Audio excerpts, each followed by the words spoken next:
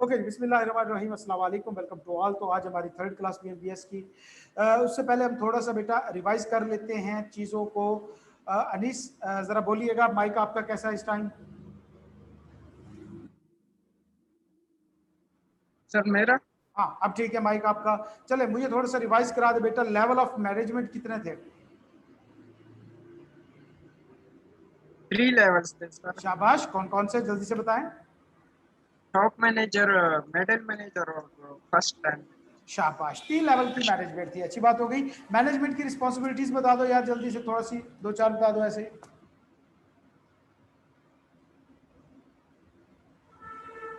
Sir resources को control करना या शाबाश,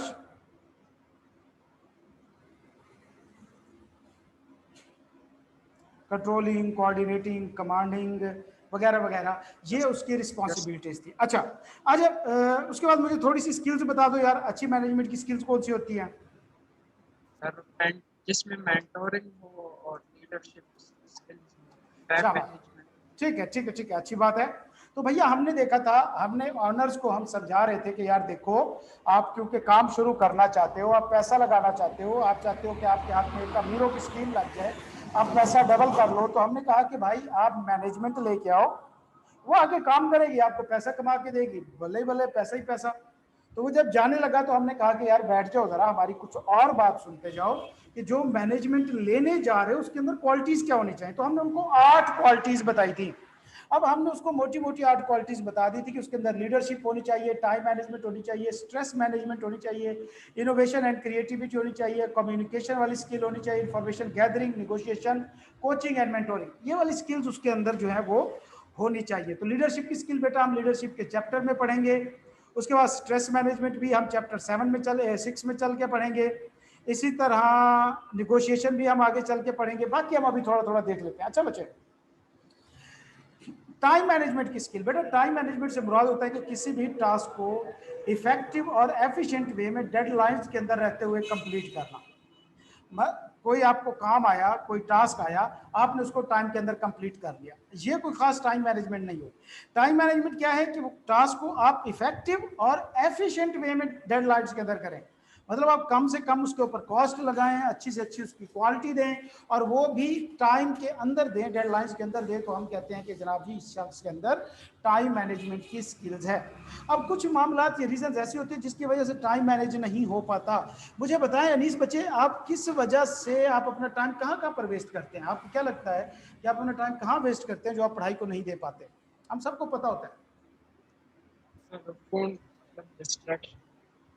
शाबाश, और तो ऐसे ही सोचते रहते हैं। मतलब क्या है जनाब जी, लंबे लंबे सोचों में पड़े रहना, प्रैक्टिकली कुछ ना करना। यस इसी तरह यस सोशल मीडिया वगैरह पे फ़ोन पे ज़्यादा टाइम देना, पढ़ाई को ना जोड़ना, अपनी यस जिम्मेदारी से भागना, गैर ज़रूरी कामों में पड़े रहना, दोस्तों के साथ ज़्यादा टाइम गुजारना। ऐसी बात है ना? यस तो ये वो चीज़ें हैं बेटा जिसकी वजह से हम टाइम मैनेज नहीं कर पाते प्रॉपर। तो इनको कहा जाता है बैरियर्स टू टाइम मैनेजमेंट। कि भाई कौन कौन सी रुकावटें हैं जिसकी वजह से किसी मैनेजमेंट के अंदर जो टाइम मैनेजमेंट होती है वो नहीं होती। तो प्रोक्रास्टिनेशन बेटा इसी को कहते हैं, लंबी चौड़ी बैठ के सोचना, बड़े बड़े ख्यालात क्रिएट करना। और शेख चिल्ली की एक मिसाल याद आती है, छोटे होते हुए हमने कहानी पढ़ी थी कि ना उसको एक शख्स मिलता है, जा रहा होता है सड़क पे, बेरोजगार सा होता है, गरीब सा होता है, कुछ भी, एक बंदा फिर रहा होता है, उसके पास ना घी का डब्बा होता है, कनस्तर होता है। तो वो शेख चिल्ली को कहता है कि यार तुम मुझे ये डब्बा उठा के वहां तक पहुंचा दो तो मैं तुम्हें एक अशर्फी दूंगा। चलो, खुश हो जाता है, चले जी, डब्बा उठाता है, सर पे रखता है, चल पड़ता है। अब जाते जाते सोच रहा होता है कि यार ये बंदा मुझे जब एक अशर्फी देगा तो मैं क्या करूंगा, इसका जाके ना एक चूजा खरीदूंगा, बल्कि 2 चूजे खरीदूंगा, वो बड़े होंगे, वो अंडे देंगे, फिर मैं उन अंडों को इनके नीचे रखूंगा, उससे चूजे निकलेंगे, डबल हो जाएंगे। इस तरह जनाब की करते करते करते मेरे पास लाखों चूजे हो जाएंगे, फिर मैं आधी मुर्गियां बेच दूंगा, उससे मुझे इतने सारे पैसे मिलेंगे सोने के। फिर मैं क्या करूंगा, उससे घर बनाऊंगा, बाकी मुर्गियों के अंडे फिर उनके नीचे रखूंगा, फिर वो चूजे निकलेंगे, फिर बहुत सारे होंगे, फिर आधे बेचूंगा, फिर मैं अच्छा खासा महल बनाऊंगा अपना, बादशाह के महल के सामने। फिर इसी तरह करते करते जनाब मेरे पास अच्छी खासी लोडियाँ हो जाएंगी, गुलाम हो जाएंगे, मेरी अपनी शहनशाह वाली सवारियाँ होंगी, और मैं एक दिन बादशाह भी से भी ज़्यादा अमीर हो जाऊंगा, और बादशाह एक दिन मेरे पास आएगा और आके कहेगा कि क्या तुम मेरी मदद करते हो, तो मैं उसे ऐसे ठुड्डा मारूंगा, और ठुड्डा जो मारता है वहीं पे अड़ता है, नीचे गिरता है, वो घी का डब्बा गिर जाता है नीचे, और उल्टा जो घी वाला होता है पकड़ के उसको जनाब टिका के ठुकाई करता है और फिर उसको घर भेज देता है। तो ये होती है बेटा प्रोक्रास्टिनेशन। क्या एट द एंड अचीव कुछ नहीं हुआ, लंबे लंबे ख्यालात में बस सोचते रहना कि यार पेपर पास नहीं होगा, तैयारी नहीं है, पढ़ाई नहीं है मेरी, कैसे मैं पढ़ूंगा, पेपर होगा कैसे, अच्छा आज मैं मेहनत करता हूँ, मैंने 10 मिनट पढ़ा है, मैं ऐसे 10 मिनट रोज पढ़ता रहूँ, मेरा गोल्ड मेडल आ जाना है, और हम ख्वाबों में देख रहे होते हैं कि आई कैप वाले गोल्ड मेडल हाथ में लेके हमारे पीछे भाग रहे हैं। तो भाई प्रैक्टिकल कुछ नहीं करते। इस तरह इनइफेक्टिव डेलीगेशन, डेलीगेशन का मतलब होता है कि टास्क डेलीगेट करना, किसी दूसरे शख्स को काम दे देना, सौंप देना, तो लिहाजा इनइफेक्टिव होना मतलब अपने पास ज़्यादा से ज़्यादा काम रखना, दूसरे लोगों को ना देना, किसी पे इतमाद ना करना, भरोसा ना करना, तो फिर जाहिर बात है जब सारा काम खुद करोगे तो फिर प्रॉपर टाइम के अंदर तो नहीं हो पाएगा। इस तरह miss managing paper work and official document. देखो बेटा जब भी आप आर्टिकल में जाओगे ना, आपको सबसे पहले फाइलें सीधी कराना सिखाई जाएंगी, आपको बताया जाएगा कि स्टेपल कैसे करते हैं पेज, ये सिखाया जाता है, पंच कैसे करते हैं पेज, फाइलों के अंदर लगाते कैसे हैं, फिर फाइलों को तरतीब में कैसे लिखते हैं रखते हैं, उनकी टैगिंग वगैरह कैसे करते हैं, ये सारी चीज़ें आपको फॉर्म में सिखाई जाएंगी। तो लिहाजा अगर आप प्रॉपर तरीके से फाइलिंग वगैरह मैनेज नहीं करते, पेपर वर्क मैनेज नहीं करते, तो क्या होता है एट द एंड कि भाई आप जब एक फाइल ढूंढनी हो तो आधा घंटा लग जाता है, सारी फाइलें निकालो भाई जल्दी से, कहाँ पे पड़ी है। जिस तरह हम अपनी कोई बुक ढूंढना शुरू करें अपने कमरे में, तो सारे वो ऊपर नीचे करके बिस्तर शिस्तर वो निकलती कहीं तकिए के अंदर घुसी हुई होती है, तो लिहाजा उससे टाइम वेस्ट हो जाता है। इस तरह अननेसेसरी मीटिंग्स में जाना, अननेसेसरी मीटिंग अरेंज कर लेना, दावतें उड़ाते रहना, काम ना करना, और प्रायोरिटी सेट ना कर पाना, तो ये बेटा barriers to effective time management है। ये वो गलतियां हैं जो हम करते हैं, जो हमारी रुकावटें बनती हैं इफेक्टिव टाइम मैनेजमेंट के अंदर। ठीक है, तो इफेक्टिव टाइम मैनेजमेंट की स्किल क्या होनी चाहिए, वो कहता है कि भाई टास्क को प्रायोरिटाइज कर लो, जो इंपॉर्टेंट है अनइम्पॉर्टेंट है। इस तरह मुसलसल मॉनिटर्स करते रहो, अपने प्लान को देखते रहो कि कहीं पे हम स्लिप तो नहीं हो रहे प्लान से, क्या हम अपने प्लान के ऊपर चल रहे हैं, क्या हम अपने प्लान के ऊपर स्टिक हैं कि नहीं है। इस तरह अपने medium term long term goal रखो, ताकि आप खुद को एनालाइज कर लो कि क्या मैं टाइम प्रॉपर तरीके से मैनेज कर पा रहा हूँ। टास्क को डेलीगेट करो, अपने आप के लिए टाइम निकालो अलहदा से, ताकि माइंड को रिलैक्स करो, चीज़ों को रिलैक्स करो, जो चेकलिस्ट वगैरह यूज करो, और इंटरप्शन कंट्रोल करो, मतलब मोबाइल इंटरप्शन मतलब रुकावटें, उनको कंट्रोल करो। मोबाइल को ऑफ कर दो जब पढ़ने लगो भाई, है वो थोड़ा सी देर सोशल वीडियो ऑफ कर लो, तो ऐसे लगता है जिस तरह वो पढ़ते हुए मोबाइल हमें ऐसे बुला रहा होता है जिस तरह अम्मी शाम को खाने के टाइम बुलाती है, नहीं जाओगे तो वो आके कूट के फिर खाना खिला देती है। तो लिहाजा सेम वही चीज़ होती है, तो इन चीज़ों को कंट्रोल रखो। तो ये होती है बेटा टाइम मैनेजमेंट की स्किल। स्ट्रेस मैनेजमेंट, इसके ऊपर हम डिटेल में पढ़ेंगे। Innovation and creativity. देखो बेटा मैनेजमेंट का काम क्या होता है, मुझे बताएगा?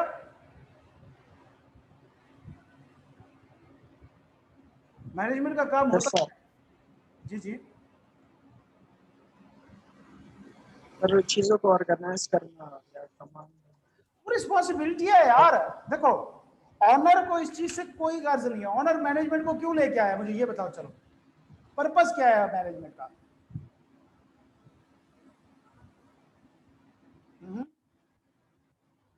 ऑनर मैनेजमेंट को क्यों ला रहा है? क्योंकि उसके पास स्किल्स नहीं है और वो भाई अर्निंग करना। पैसा कमाने के लिए, पैसा डबल करने के लिए, यही वजह है ना। Yes sir. तो लिहाजा देखो बच्चे, मैनेजमेंट का जो काम होता है वो होता है बिजनेस चलाना, ऐसी बात है। मुझे बताएं एक बात बेटा, इस टाइम मार्केट के अंदर आपकी साइड पे कौन सी चीजें जो आसानी से मिल जाती है?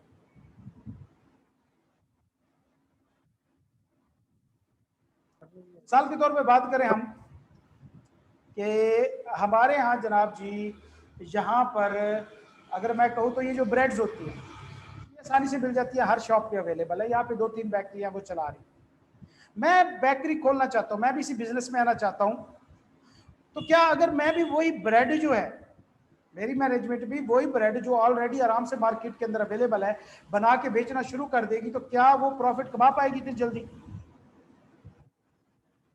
हाँ सर। नहीं कमा पाएगी। मतलब मैनेजमेंट को ज्यादा प्रॉफिट करना है तो मतलब उसे कोई नई चीज देनी होगी, कोई नया आइडिया लेना होगा। तो लिहाजा भाई मैनेजमेंट का काम है ज्यादा से ज्यादा प्रॉफिट कमा के मालिकों को देना, ऑनर्स को देना। तो लिहाजा इसके लिए उनको इनोवेटिव होना चाहिए ताकि नए नए आइडियाज लेके आए, नई मार्केट एक्सप्लोर करें, नई प्रोडक्ट्स निकालें, इसी तरह अपना एक्सपीरियंस यूज करके किसी भी तरीके से एक मार्केट के अंदर अपनी जगह बनाए ताकि वो ज्यादा से ज्यादा उनकी सेल हो और उनको ज्यादा से ज्यादा प्रॉफिट हो, ताकि जिस काम के लिए ऑनर उसको लाया है उनको, वो ऑनर का पर्पस पूरा हो जाए। ऐसी बात है। जी सर। शाबाश।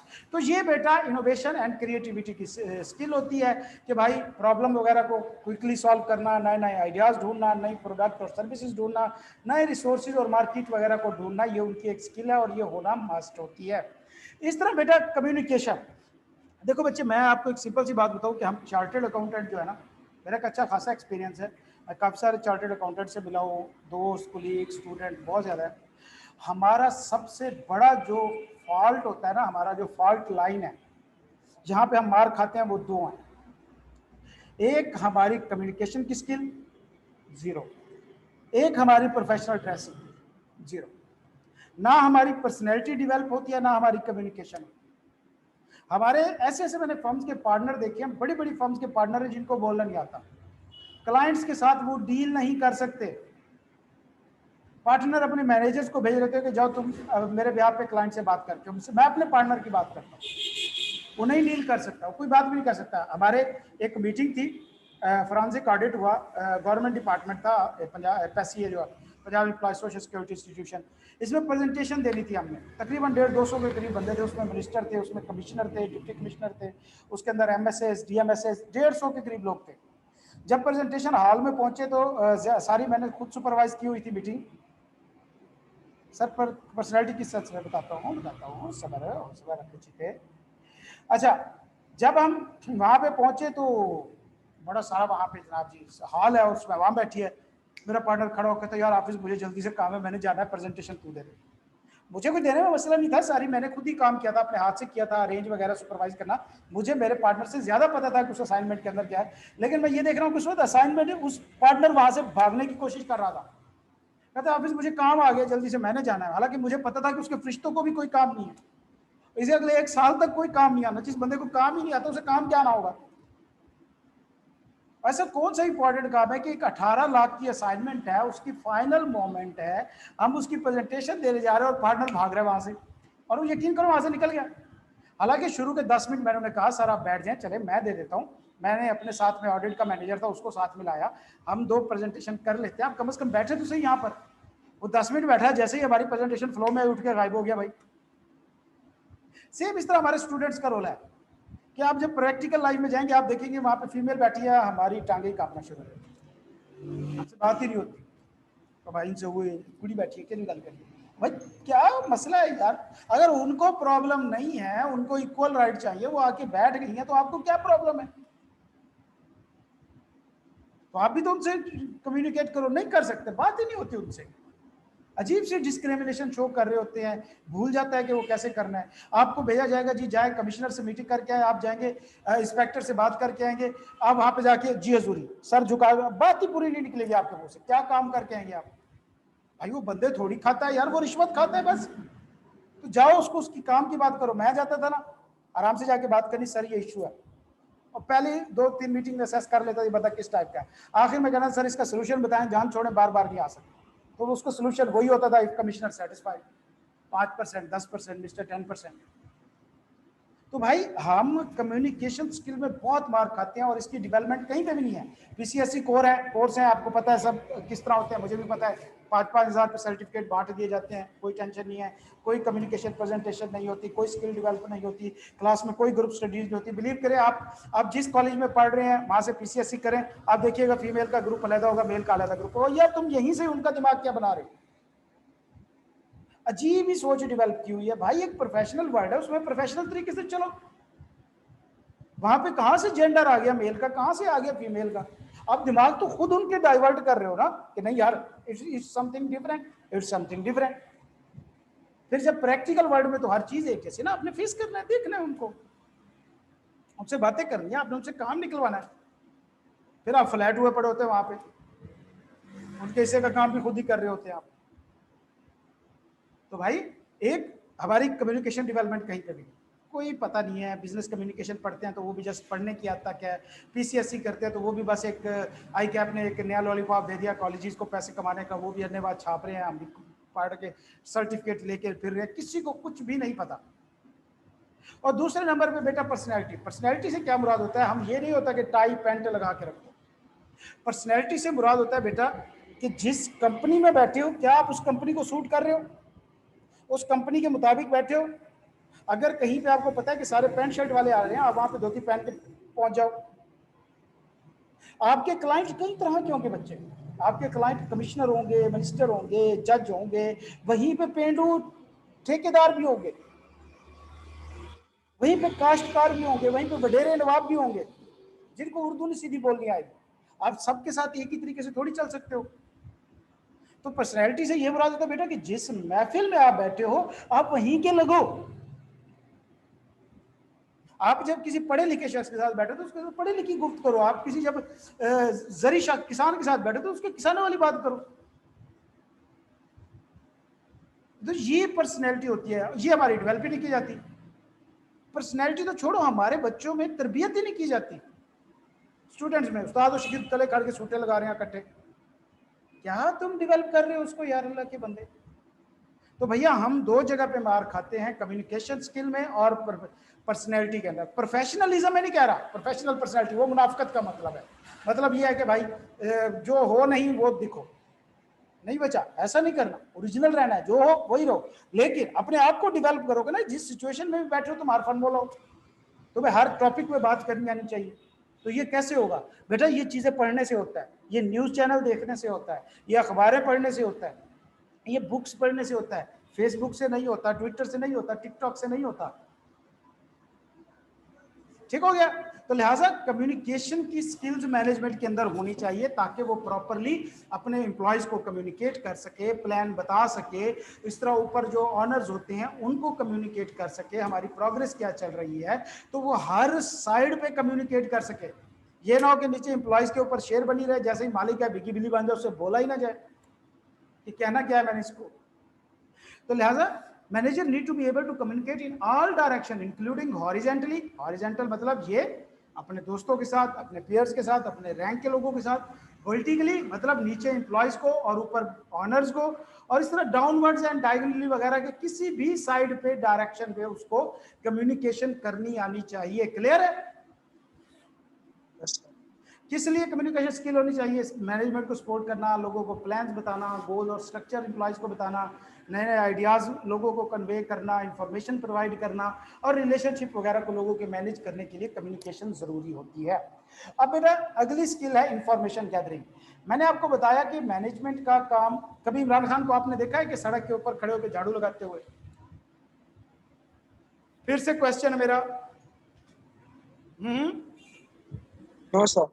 नहीं देखा तो फिर इमरान खान करता क्या है भाई? बस ऑर्डर करता है सर। भाई स्पेसिफिक वर्ड याद रखो यार, 3 बार मैंने आपको बताया कि वो डिसीजन लेता है जस्ट। तो मैनेजमेंट का काम होता है डिसीजन लेना। तो जब देखो किसी भी शख्स का डिसीजन जो होता है वो इंफॉर्मेशन के ऊपर बेस कर रहा होता है। अगर मैं किसी मामले में डिसीजन ले रहा हूं तो उसके बारे में मेरी जो इंफॉर्मेशन बताएगी मैं उसके मुताबिक डिसीजन लूंगा। तो लिहाजा मैनेजमेंट को इंफॉर्मेशन चाहिए होती है ताकि वो अच्छे डिसीजन ले सके।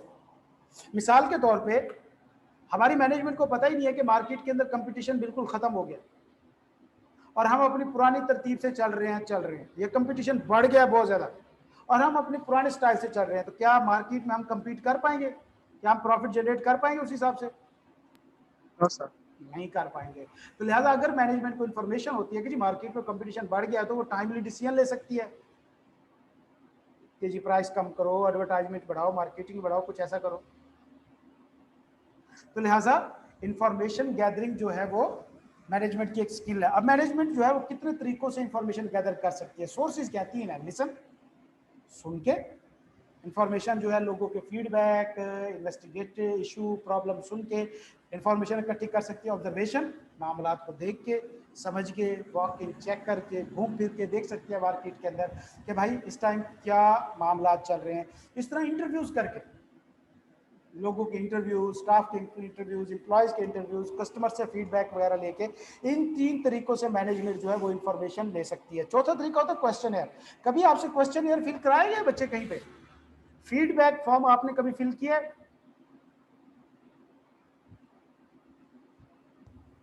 Yes sir. चलें कोई नहीं, अपना फीडबैक फॉर्म जो है मैं इंशाल्लाह आपको भेजूंगा अभी क्लास के बाद, तो उसे फिल करना, वो भी एक तरीका कार है। तो किसी कॉलेज में या आई कैप का पीसीएससी आपने किया हुआ है? अभी कर रहे हैं। तो वहां पे आई कैप का फीडबैक फॉर्म फिल किया हुआ है? नो सर, अभी नहीं किया। मकसूद आपने?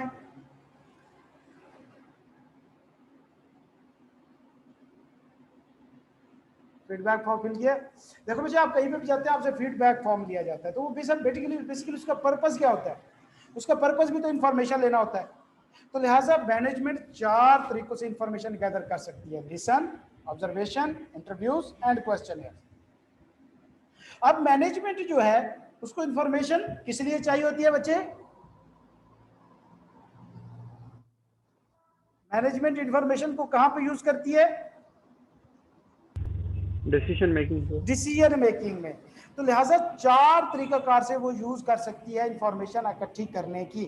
अब इसके अंदर जो इंटरव्यू है बेटा, इसको कहते हैं, कुछ इसके स्टेप्स हैं एक इफेक्टिव इंटरव्यू से। मिसाल के तौर पे आप चाहते हो कि हम जो इंटरव्यू कंडक्ट कर रहे हैं इसका जो हमने पर्पस रखा है वो अचीव हो जाए। मिसाल के तौर पे कोई हो सकता है जॉब इंटरव्यू हो, तो जॉब इंटरव्यू का क्या पर्पस होता है कि भाई आपको यहाँ से कोई ना कोई एम्प्लॉय अच्छा मिल जाए, आपको कोई अच्छी हायरिंग मिल जाए यहाँ पे, या किसी स्टाफ का इंटरव्यू कर रहे हो तो इससे क्या पर्पस होता है कि भाई हमें स्टाफ की एफिशिएंसी पता चल जाए, उसकी वैल्यूएशन अच्छे तरीके से हो जाए।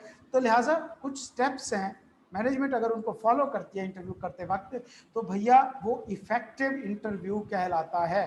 कौन कौन से? सबसे नंबर पे प्लान करो, एजेंडा प्लान करो, किस टॉपिक पे आपने बात करनी है, कैसी करनी है। उसके बाद आप अपने ऑब्जेक्टिव आइडेंटिफाई करो कि भाई आपको इस इंटरव्यू से क्या ऑब्जेक्टिव चाहिए, आपको एम्प्लॉय चाहिए, आपको प्रॉब्लम का सलूशन चाहिए, आपको जस्ट इंफॉर्मेशन चाहिए क्या। उसके बाद आप इंटरव्यू स्टार्ट करो, इंटरव्यू कंडक्ट करो और उसके बाद इंटरव्यू क्लोज कर दो। तो ये स्टेप फॉलो करके एक मैनेजमेंट जो है वो अच्छे तरीके से, इफेक्टिव तरीके से इंटरव्यू को मैनेज कर सकती है। क्लियर है?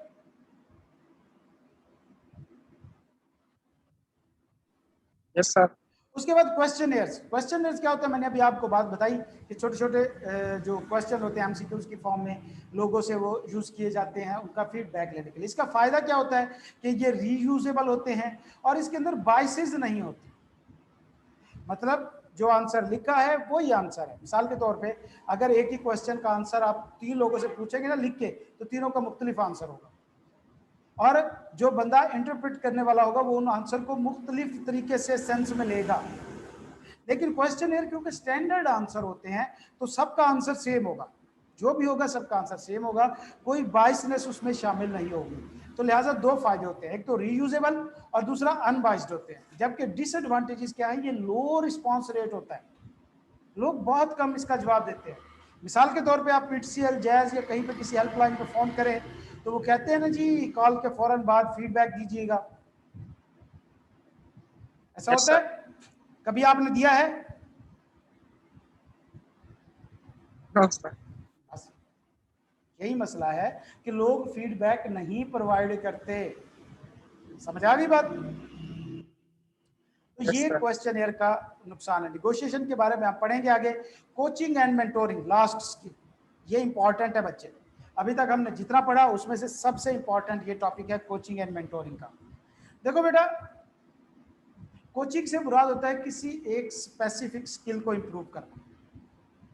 मसलन मिसाल के तौर पे आपकी ऑर्गेनाइजेशन है, वहां पे मैनुअल काम हो रहा है, ठीक है, आप चाहते हैं कि भाई आज के बाद हम कंप्यूटर के लोगों को काम कराएं। तो आपके पास 10 एम्प्लॉयज हैं जो पिछले 10 सालों से मैनुअल काम कर रहे हैं, आप यकदम उनके सामने कंप्यूटर रख देते हो, क्या वो काम कर लेंगे कंप्यूटर के ऊपर?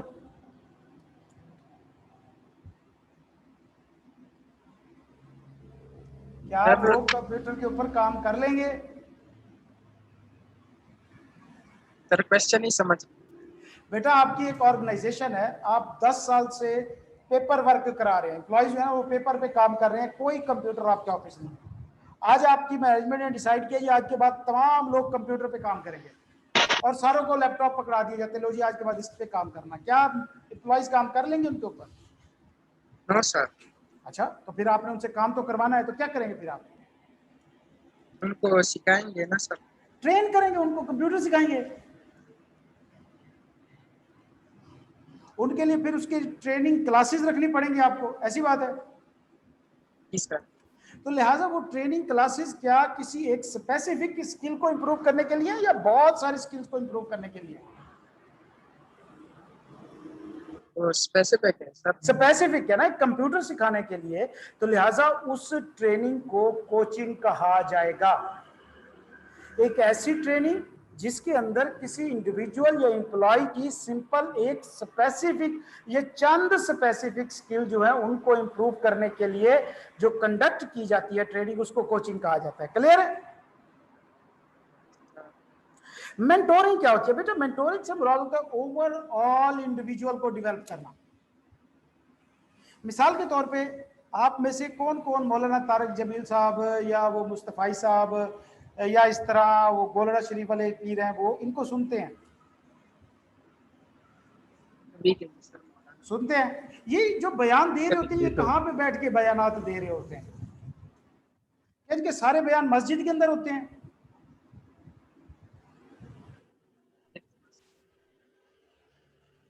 हर जगह पे होते दूसरी जगह पे होते हैं, किसी ऑर्गेनाइजेशन में होते हैं, कॉलेजेस में होते हैं, ऐसी बात है। Yes sir. तो ऑर्गेनाइजेशन वाले मौलाना तारिक जमील को क्यों बुलाते हैं? क्या वो हमारे लोगों को बयान दे के जाओ? हालांकि वो टेक्सटाइल इंडस्ट्री है, मौलाना तारिक जमील साहब को दूर दूर तक टेक्सटाइल का नहीं पता। तो फिर मौलाना तारिक जमील साहब को क्यों बुलाया जाता है कि आओ और हमारे वर्कर्स को बयान करो? क्या फायदा? क्या मौलाना तारिक जमील साहब उनकी कोई स्किल इंप्रूव करने जाते हैं या मुस्तफाई साहब कोई स्किल इंप्रूव करने जाते हैं? सर वो ओल्ड वाइज के पास बेटा वो मेंटोरिंग करने जाते हैं। मेंटोरिंग क्या होती है कि पूरे इंडिविजुअल को एज अ होल डेवलप करना, मतलब उसके अंदर से बुरी आदतें खत्म करना, अच्छी आदतें लाना, उसकी मोटिवेशन इंक्रीज करना, उसकी स्ट्रेस को खत्म करना, उसके अंदर सेटिस्फैक्शन बढ़ाना, इन कामों के लिए मेंटोरिंग की जाती है। तो कोचिंग क्या होती है बेटा? एक स्पेसिफिक स्किल इंप्रूव करना। मेंटोरिंग क्या होती है? एज अ होल इंडिविजुअल को इंप्रूव करना। समझ आ गई बात? Yes sir. ओके, आपकी कल की असाइनमेंट बच्चे सुन लें कि ये कोचिंग और मेंटोरिंग, अब मैंने इसमें से काफी सारी चीजें आपको नहीं पढ़ाई, ये आपने खुद पढ़नी है। कल मैं इसमें से आपसे क्वेश्चन करूंगा, तो ये दो आपको आनी चाहिए, कोचिंग और मेंटोरिंग पूरा। इसके अंदर से 3-4 मैं शॉर्ट क्वेश्चन बना के आपसे पूछूंगा मुख्तलिफ एंगल से, तो आपने समझ के इसको पढ़ना है, अपना दिमाग खोल के, कॉमन सेंस यूज करके। आने वाले पेपर्स में कॉमन सेंस बहुत ज्यादा इंपॉर्टेंट है बच्चे, कॉमन सेंस यूज कर लिया आपने। आगे चलते हैं। लीडरशिप, हम लीडरशिप के चैप्टर में पढ़ेंगे, यहाँ पे नहीं पढ़ेंगे। ये थोड़ी सी एक थ्योरी पढ़ लेते हैं, टाइलर 4 प्रिंसिपल ऑफ साइंस। अच्छा जी, हुआ क्या? अब स्टोरी की तरफ अपने वापस चलते हैं। वो जी भाई, हमारे सामने मालिक बैठा था, हम उसको स्टोरियां सुनाते सुनाते सुनाते वो बेचारा पागल होने वाला हो। वो कहता कि ठीक है भाई, मुझे पता चल गया कि मैं मैनेजमेंट लेके आऊं, अच्छी मैनेजमेंट लेके आऊं, उनके अंदर ये 8 स्किल्स होंगी। हमने कहा जी बिल्कुल अच्छी बात है। कहता है अब मैं जाऊं? हमने कहा जी बिस्मिल्लाह, आप जा सकते हैं, जाना चाहें तो जा सकते हैं। हमारी महफिल तो भाई ऐसे कह लें इल्म और हिकमत का खजाना है, जितनी देर बैठेंगे आपको नॉलेज ही मिलता रहेगा। पता कहता है अच्छा ये बात है, तो मुझे क्या करना होगा? हम कहते हैं जी थोड़ी सी फीस बढ़ानी होगी बस, और तो कुछ नहीं है। हमारे टाइम के पैसे होते हैं, हम तकरीबन 1200 रुपये घंटे का लेते हैं, तो आप बैठे हैं, हम आपको बताते रहते हैं बातें। वो कहते हैं अच्छा चलो पैसा बहुत है, मतलब पैसा बहुत है 10 होगा। वो कहते हैं कि हमने कहा कि अच्छा यार आप मैनेजमेंट लेने जाओगे? वो कहते हैं हाँ। वो कहता है कि फिर मैनेजमेंट ला के उनको क्या करोगे? कहते हैं कहाँ पे लगा दूंगा? हमने कहा देखो, हमारे एक बुजुर्ग हुआ करते थे टेलर साहब, बहुत पुराने खूब बुजुर्ग थे, आज से 350 साल पहले उन्होंने हिमालय की पहाड़ों में एक टांग पे खड़े होकर 40 साल तक चिल्ला काटा था। एक टांग के ऊपर खड़े होके? कमाल है भाई। हमने कहा कमाल नहीं है, थी उनकी एक टांग। एक तो कोई शेर शूर खा गया था उनकी, खैर बहरहाल। तो कहते उन्होंने उसमें क्या फाइंड किया, हमने कहा कि उन्होंने एक साइंटिफिक मैनेजमेंट थ्योरी निकाली। वो कहते जी उस थ्योरी में क्या था, हमने कहा जी उन्होंने 4 प्रिंसिपल दिए थे। उसने पूछा भाई क्या मतलब क्या था उसका, कुछ कहने का बताओ तो सही। हमने कहा कि भाई टेलर साहब ने फरमाया कि देखो काम को अन्यवार नहीं पड़ जाना, हर काम की एक साइंस होती है, आपने उस साइंस को फॉलो करना है। यार बात तो अच्छी है, कहते क्या मतलब समझाओ। तो वो सरा सीधा हो गया, उसने पर्स निकाल के टेबल पे रख दिया। हमने कहा लो जी पैसे आते हैं, हमने सीधे हो गए। हमने छोटे को कहा छोटे एक कप चाय और लेके आ, हम मजीद इसे बातों में लगाते हैं। हमने कहा हमारे बाबा जी थे टेलर, उन्होंने बताया टाइलर टेलर जो भी था उनका नाम बाबा था, हमें क्या लेना देना किसी का ही होगा। उसने कहा कि देखो हर काम की एक साइंस होती है। मिसाल के तौर पे आप एक सूट सीते हैं, मिसाल के तौर पे एक सूट है, एक कमीज है, शर्ट है, एक शर्ट सीते हैं, आपके पास 4 दर्जी हैं। एक तरीकाकार तो यह है कि हर दर्जी को आप एक एक शर्ट पकड़ा दें और उनको कहें कि वो बैठ के सिए पूरी पूरी शर्ट। दूसरा तरीकाकार यह है कि आप एक दर्जी को कहें कि तुम 4 कॉलर बना दो, दूसरे दर्जी को कहें कि तुम 4 पॉकेट्स बना दो, तीसरे दर्जी को कहें कि तुम 4 सूट शर्ट्स की कटिंग कर दो और पांचवें को कहें कि चारों की स्टिचिंग कर दो। मतलब हर दर्जी को सिर्फ एक काम करने के लिए दे दो, मतलब पूरी जॉब को छोटे छोटे हिस्सों में डिवाइड करके हर बंदे को सिर्फ एक काम करने के लिए दे दो। मुझे बताएं आप बेटा कि पहले तरीके से काम जल्दी होगा या दूसरे तरीके से जल्दी होगा? दूसरे सेकंड वन, दूसरे से सर। माशाल्लाह, आप लगता है टाइलर की कोई छठी नस्ल के रिश्तेदार लगे हैं। भाई दूसरे तरीके से काम जल्दी होगा, वजह कि एक बंदे का हाथ जो है वो एक काम पे पक जाता है। मसलन मैं लॉ पढ़ा रहा हूँ, मैं 3 घंटे पढ़ाता रहूंगा, मेरी एफिशिएंसी इंप्रूव होती जाएगी। लॉ के दरमियान में बीएमबीएस की क्लास पढ़ानी पड़ेगी, मेरा सारा दिमाग डाइवर्ट हो जाएगा। फिर मुझे बीएमबीएस के माहौल में आना पड़ता है, फिर मेरी स्पीड शुरू में स्लो होती है, फिर आहिस्ता आहिस्ता तेज होती जाती है। सेम इस तरह उसने कहा कि यही तो साइंस है भाई, और यही तो क़यामत है। कि क्या कि देखो आप क्या करो कि पहले नंबर पे काम को करने के 3-4 तरीके ढूंढो। उसकी थ्योरी क्या थी, उसने कहा कि पहले काम को करने के 3-4 तरीके ढूंढो, फिर उसमें से सबसे इफेक्टिव या एफिशिएंट तरीका जो है उसको अलग कर लो। हमने यहां 2 तरीके निकाले, इसमें से सबसे इफेक्टिव तरीका कौन सा है? 2 number 1 number? Second one sir. बेटा ये 1 है, ये 2 है। 1 ज्यादा एफिशिएंट है या 2 ज्यादा एफिशिएंट है? सर 2 ज्यादा एफिशिएंट है। चले जी, पहला स्टेप उसने